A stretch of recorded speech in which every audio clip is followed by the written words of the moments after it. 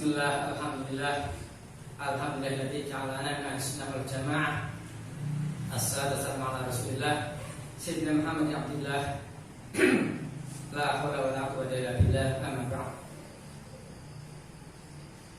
Wa pun para alim, para ulama, para kiai, ustaz-ustazah ingkang kamuliaken, sesepuh-sesepuh kang sadaya berten, para bapak, para ibu, para sedaya kang kula hormati, semoga berkirakan menjaga rasa puji dan syukur wonten ing dalem Allah Subhanahu wa taala bi qaulina alhamdulillah.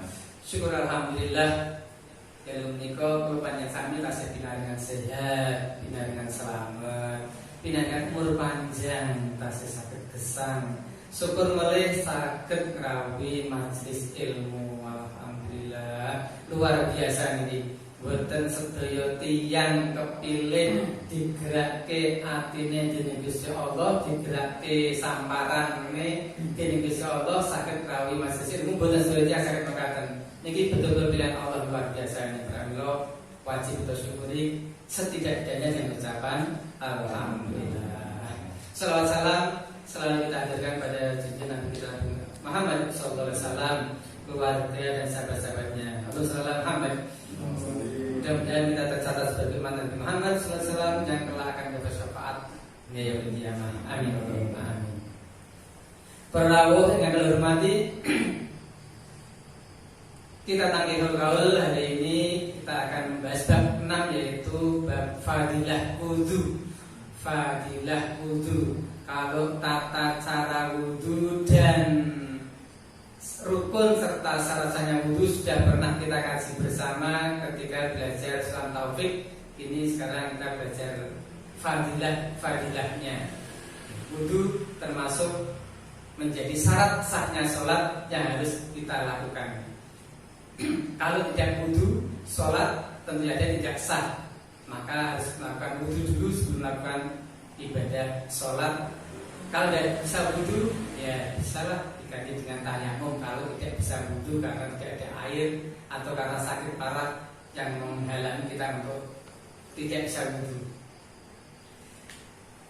Al-Bab Sadisu dari bab kaping 6 fi fadilatil wudu'i, nerangke bab fadilah wudu.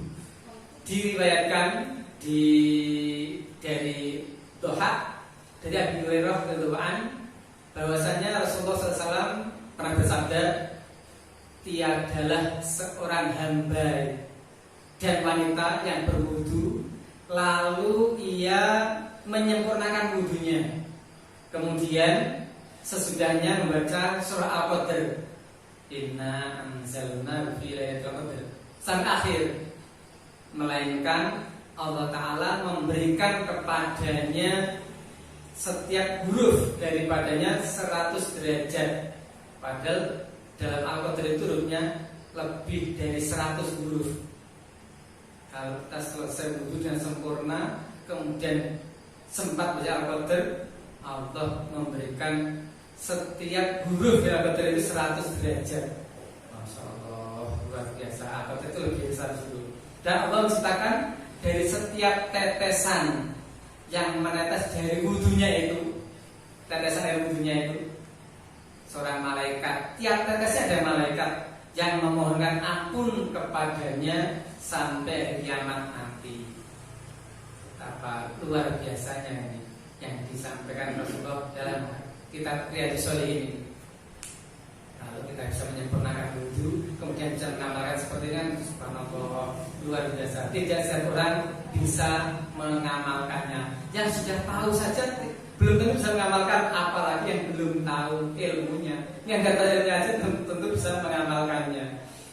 Pokoknya Nabi sallallahu alaihi wasallam, man tawaddo'a lis sholati fasal wudu, man tawaddo'a, man sapane wa tawaddo'a, lakoni wudu lis sholati kan sholat fasanal wudu'a, kemudian membaguskan wudunya, summa qala sholati, kemudian mendirikan sholat. Setelah wudu sholat, fa innahu yakhruju min khati'atihi kayomi waladhu ummu. Setelah wudu, niatnya wudu untuk sholat, setelah wudu benar-benar menegakkan sholat, entah itu sholat sunnah li syukril wudu, entah itu sholat sunnah tahiyatul masjid atau sholat sunnah hajat, maka orang tersebut akan mendapatkan yakhruju min khawjati kayaumi waladatu ummu. Keluarlah dia dosa-dosanya seperti ketika dilahirkan ibunya. Apa enggak enak seperti dilahirkan ibunya? Keluar dosa-dosanya waktu itu dikeluarkan dosanya seperti dilahirkan ibu. Kan bersih dari dosa, enak. Kita bisa menjaga wudu, selalu wudu, sering wudu, masya Allah luar biasa. Tapi untuk melakukannya, rasa-rasanya kadang-kadang berat melakukannya. Untuk selalu wudu kadang-kadang terasa berat. Batal wudu lagi itu perlu melakukannya. Maka Nabi sallallahu alaihi wasallam, man nama ala wudu'i, man tawaddo'a lis-salati wa shalla kafaradhah. Man tawaddo'a, man sama dengan doa melakukan wudu lis-salati, melakukan salat, wa shalla kafaradhah dunubahu ma bainahu baina sholatil ukhra alatin taliha. Siapa yang melakukan wudu untuk sholat kemudian dia mengerjakan sholat, maka Allah menghapus dosa-dosanya antara sholat tersebut dengan sholat lain yang mengikutinya. Maksudnya kita wudu sholat qobliyah, kemudian sholat fardu, kemudian sholat ba'diyah, dan dosa-dosa di antara jeda-jeda sholat itu diampuni Allah Subhanahu wa taala. Apalagi wudunya masih terjaga sampai tiba sholat berikutnya lagi, sholat fardu berikutnya lagi, maka di antara sholat fardu yang tadi dilakukan sampai sholat fardu berikutnya terjaga wudunya, terjaga pula kita dari dosa-dosa. Allah ampuni dosa-dosanya antara sholat yang tadi dilakukan dan sholat berikutnya. Maka Nabi sallallahu alaihi wasallam, man nama ala wudu'i fatrakahul mautu fi tilkal lailati fa huwa 'indallahi syahidun.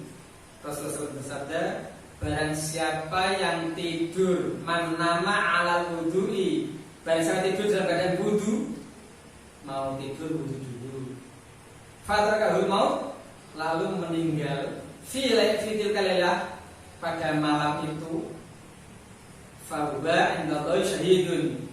Fahuwa indallahi syahidun, dia di sisi Allah adalah mati syahid. Syahid. Mau tidur wudu dulu, mau tidur wudu dulu. Tidurnya dalam keadaan wudu. Kok kemudian 12 tidak bangun, berarti dia syahid, masih mati syahid. Maka Nabi sallallahu alaihi wasallam, an-naimu tahiru kasoimil qaimi. Orang yang tidurnya dalam keadaan suci itu laksana orang yang puasa dan melakukan ibadah malam. Tidur dalam keadaan suci itu seperti orang puasa. Tidur kan puasa, enggak makan, enggak minum, tidur. Karena dalam keadaan suci laksana melakukan salat malam. Tidurnya kan malam. Laksana melakukan salat malam. Dalam kitab Ihya Ulumuddin disebutkan bahwa Nabi SAW juga bersabda, apabila seorang hamba tidur dalam keadaan suci, maka naiklah roh itu ke arsy. Rohnya naik ke arsy. Dan mimpinya, jika dia mimpinya adalah hal-hal yang benar-benar telah terjadi ataupun akan terjadi. Mimpi itu sudah kebenaran. Jika ia tidur tidak dalam keadaan suci, maka rohnya tidak sampai ke atas, supaya dia lah di sekelilingnya aja, di sekeliling orang itu. Dan tidurnya adalah akan dapat mimpi-mimpi yang kosong. Mimpi yang kosong, tidak membawa kebenaran, tidak membawa petunjuk yang akan terjadi. Imam Ghazali pernah mimpi bertemu dengan orang-orang yang telah meninggal dunia. Kemudian berdialog, ngomong-ngomong, apa yang terjadi pada dirimu di alam barzakh dalam kubur. Orang yang sudah meninggal itu mengatakan bahwa aku di alam kubur dihadap oleh serigala yang seram dan sangat menakutkan. Gara-gara dulu waktu hidup aku pernah sholat tidak wudu. Sholat tidak wudu. Masuk alam kubur, di alam kuburnya dihadap oleh serigala besar, serigala yang menakutkan, yang seram dan menakutkan. Alhamdulillah, semoga kita tidak pernah melakukannya.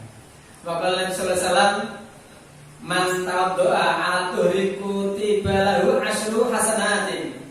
Nabi Sallallahu Alaihi Wasallam sabda, barang siapa yang wudu dalam keadaan suci, maka ditulis untuknya 10 kebaikan. Sudah wudu kok wudu lagi maksudnya? Wudu dalam keadaan suci, berwudu masih dalam suci, mas memperbaharui wudunya. Tidak, aku kan belum batal, nggak usah wudu lagi. Enggak, dia sukanya memperbaharui wudu, padahal dia yakin kalau belum batal. Sedangkan ragu-ragu saja hukumnya belum batal. Ragu-ragu, misalnya aku udah batal belum ya? Mau sholat isya, tadi malam kan aku udah wudu, ini mau sholat isya, udah batal belum ya? Ragu-ragu itu batal atau belum, hukumnya belum batal. Kalau memperbaharui wudu, subhanallah, Allah menulis untuknya 10 kebaikan. Karena dia memperbaharui wudunya. Jika tidak sholat dengan wudu yang pertama, kemudian lakukan wudu lagi untuk sholat berikutnya, itulah namanya memperbaharui wudu, sebagaimana hadis yang diriwayatkan oleh Imam Tirmidzi. Rasulullah bersabda, ditetapkan baginya 10 kebaikan. Ini menurut ulama mengatakan hal itu diserukan dengan maksud Allah menetapkan dengannya 10 kebaikan dari wudu yang diperbarui. Sebab lebih sedikit dari apa yang dijanjikan oleh Allah dalam melipat gandakan satu kebaikan dengan 10 kebaikan, tinggal sedikit.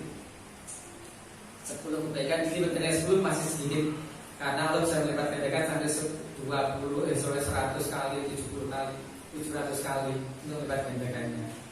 Maka Nabi Sallallahu Alaihi Wasallam, la sholata liman la wudu'alah wala wudu'a liman la yadkusmullahi alaihi. La sholata, tidak ada sholat liman la wudu'alahu, bagi orang yang tidak punya wudu. Gak sah kan wudunya, sholatnya. La sholata liman la wudu'alahu, tidak ada sholat bagi orang yang tidak punya wudu. Gak sah sholatnya orang yang tidak punya wudu. Wala wudu'a liman lam yadkusmullahi alaihi, dan tidak ada wudu bagi orang yang tidak menyebut asma Allah ketika wudu itu. Tidak niat wudu, tidak diawali dengan niat, tidak bismillah, apalagi nanti wudu bismillah aja tidak. Nah kalau sudah bismillah tidak niat ya bismillahirrahmanirrahim, terus wudu mau nama itu lupa, nama itu gimana lanjutannya lupa. Dan bismillah itu sudah termasuk niat menyebut nama Allah. Nah, tanpa menyebut nama Allah tidak niat dalam wudu, berarti tidak sah wudunya karena tidak diawali dengan niat. Maka Nabi Sallallahu Alaihi Wasallam, al-wudu syatrul iman, wudu itu separuh dari iman, separuh bagian dari iman wudu. Maka Nabi Sallallahu Alaihi Wasallam, sibghatul wudu'i maratun, faman tawaddo'a marataini kana lahu tiflani minal ajri. Waman tawaddo'a salasan fa huwa wudu'ul anbiya'i min qabli. Nabi Sallallahu Alaihi Wasallam bersabda,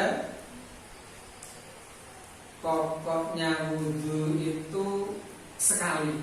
Rukun wudu yang dilakukan itu sekali. Basuh muka sekali, basuh tangan sekali, ngusap kepala sekali. Barang siapa berwudu mantoba marota ini, siapa wudu 2 kali, artinya membasuh mukanya 2 kali, basuh tangannya 2 kali, ngusap kepalanya 2 kali, karena lalu iflani minal ajri, maka dia akan mendapat pahala 2 kali lipat. Pahalanya dilipat gandakan 2 kali.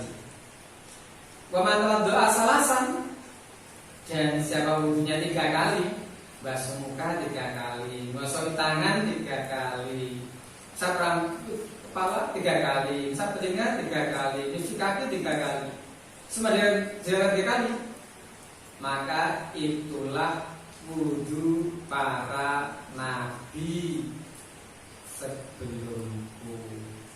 Wudhu al-anbiya dan qabli. Kalau dalam kitab Ihyaudin dijelaskan bahwa Nabi sallallahu alaihi wasallam berwudhu 1 kali selain bersabda inilah wudhu di mana Allah tidak akan menerima sholat kecuali dengannya. Wudhu kok basuh muka 1 kali, ini berarti hanya sekedar untuk menjadi syarat sahnya sholat, menggugurkan kewajiban rukun wudhu saja, menjaga salah sahnya sholat. Karena yang dilakukan 1 kali. Karena ini begitu. Wudhu di mana Allah tidak akan menerima sholat kecuali dengannya. Beliau berwudhu 2 kali, 2 kali sambil bersabda, siapa berwudhu 2 kali, maka Allah memberikan pahala kepadanya lipat 2 kali. Ini yang keterangan dia mungkin yang bukan di kitab ini. Nabi berwudhu 3 kali saya bersabda ini adalah wudhuku dan wudhu para nabi sebelumku serta wudhunya Nabi Ibrahim alaihissalam yang dilakukan 3 kali. Sehingga kita disunahkan melakukan wudhu itu sunahnya 3 kali, kumur 3 kali, basuh muka 3 kali, ngosok tangan kanan 3 kali, ngosok tangan kiri, membasuhnya 3 kali, semuanya dari 3 kali. Itu adalah sunnah Nabi sallallahu alaihi wasallam. Maka Nabi sallallahu alaihi wasallam la yaqbalu salatan ahadikum idza ahdasa hatta yaqdoa. La yaqbalu salat. Allah tidak menerima salat ahadikum salah satu dari kamu idza ahdasa hatta yaqdo, hingga dia melakukan hadas dengan melakukan wudhu. Jadi tidak sah sholat kalau tidak melakukan wudhu. Maksudnya tidak diterima sholatnya, tidak sah sholatnya kalau tidak melakukan wudhu dengan air yang memenuhi syarat sahnya wudhu untuk menghilangkan hadas kecil yang menjadi syarat sahnya sholat. Waqala Nabi sallallahu alaihi wasallam al-wudu'u ala wudu'i nurun ala nur. Wudhu atas wudhu itu cahaya di atas cahaya. Wudhu dengan wudhu berikutnya adalah cahaya di atas cahaya. Kok bisa gitu ya? Di cahaya ya. Memperbaharui wudhu bagi orang yang sudah punya wudhu, pengen wudhu menaik padahal belum berhadas, merupakan tambahan kebaikan. Dalam kitab yang lain dijelaskan, siapa berwudu lalu yang membaguskan, menyempurnakan rukun dan syarat-syarat sahnya wudu, kemudian melakukan sholat 2 rakaat di mana tidak terberat jiwanya pada keduanya dari suatu dari dunia, enggak urusan dunia karena yang berat itu Allah saja. Dalam hatinya tidak memikirkan urusan dunia, tapi hanya mengharap ridho Allah saja. Maka wudhunya itu mengeluarkan dosa-dosanya, bisa dikeluarkan. Kok jadi cahaya ya? Iya, cahaya bagi orang yang wudhunya sempurna. Besok di hari kiamat akan memancarkan cahaya di bekas-bekas wudhunya. Rasulullah SAW niteni umatnya di hari kiamat yang sangat gelap berita itu dari bekas-bekas wudhunya yang bercahaya itu.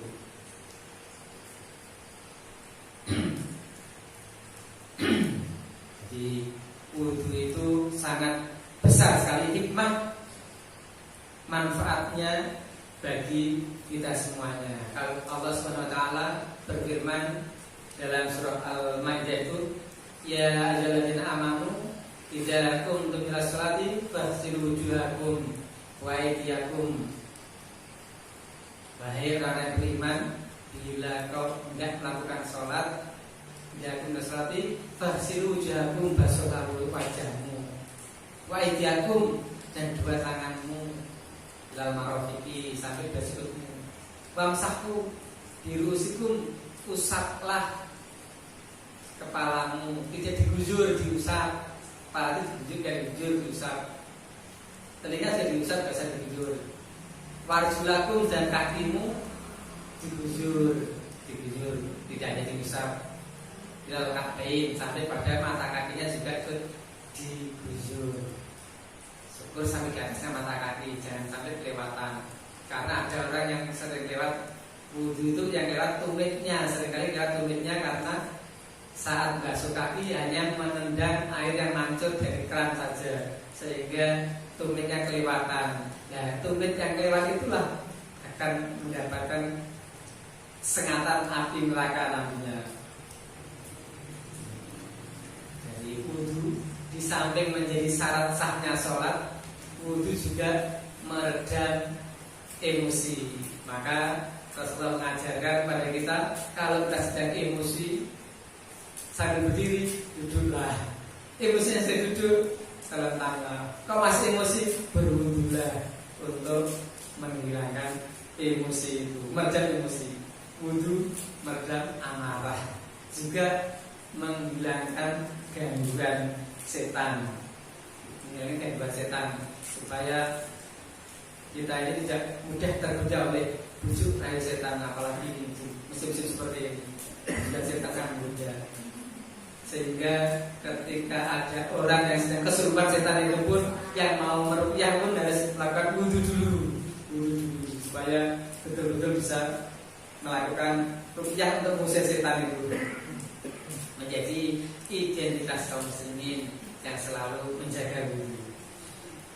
Abu Hurairah radhiyallahu berkata bahwasanya Rasulullah SAW bersabda, sesungguhnya saudara-saudara kami itu akan datang dalam keadaan putih cemerlang karena wudhu, dan aku, kata Rasulullah, yang akan membimbing mereka ke telaga Kausar nanti.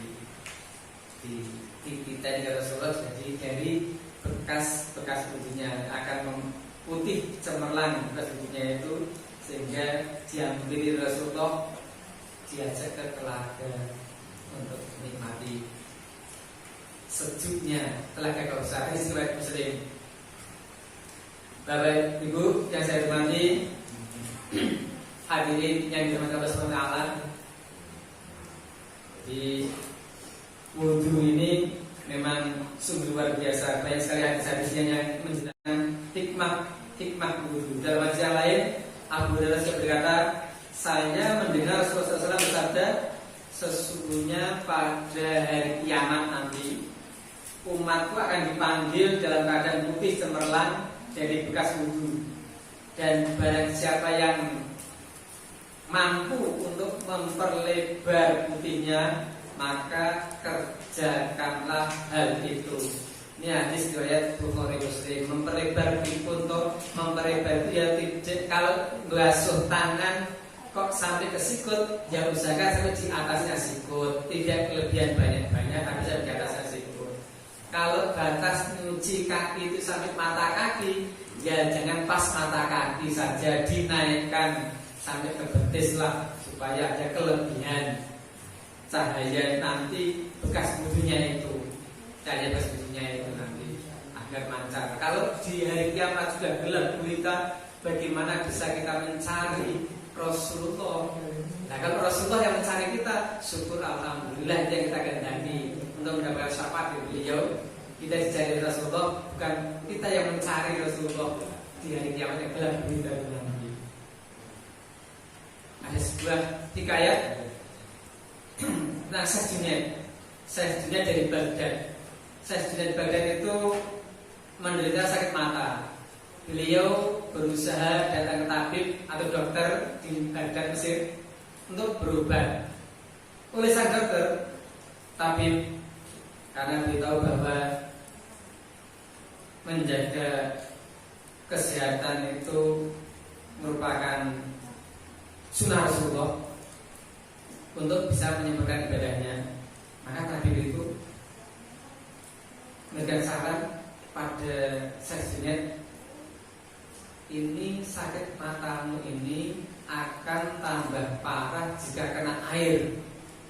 Maka kamu harus hati-hati jangan sampai kena air. Syekh nggak nyaman mendapat nasihat dari dokter menyarankan agar matanya tidak sampai kena air. Padahal di hati saya, aku kan orang Islam, harus menyempurnakan wudhuku. Kenapa mata nggak boleh kena air? Setelah dari dokter, segera wudhu sebagus-bagusnya, diperbagus wudhunya sesempurna mungkin. Wudhu, setelah wudhu sholat sunnah 2 rakaat. Ini malah selesai sholat sunnah, matanya terasa membaik dan makin baik. Setelah datang waktu sholat berikutnya, wudhu lagi dengan sempurna, sembuh matanya. Kemudian setelah sembuh mata Sajinah datang kepada tabib itu lagi. Tabib dia, kok sudah sembuh matamu, dikasih obat apa? Aku wudhu dengan sempurna sehingga Allah sembuhkan sakit mataku. Sang tabib mendengar dan menyaksikan Sajinah semacam itu. Yang waktu itu tabib masih Nasrani, segera bersyahadat menyatakan diri masuk Islam di hadapan Syekh Junaid. Ternyata dengan wudhu menyembuhkan sakit mata, tidak dengan obat. Subhanallah, luar biasa ini yang dilakukan oleh Syekh Junaid atas keyakinan, keimanannya terhadap hikmah rahasia wudhu yang diajarkan Rasulullah SAW. Para ulama hormati, kiranya untuk bab hikmah wudhu sampai di sini dulu. Mudah-mudahan bermanfaat bagi semuanya. Jika ada kurang, mohon maafkan. Kita akhiri dengan baca tafsir bersama. Bismillahirrahmanirrahim. Wal 'asri innal insana lafi khusr illa alladziina aamanu wa 'amilus shalihati wa tawassaw bil haqqi wa tawassaw bis sabr. Subhanakallahumma wa bihamdika asyhadu an la ilaha illa anta astaghfiruka wa atubu ilaik. Assalamualaikum warahmatullahi wabarakatuh.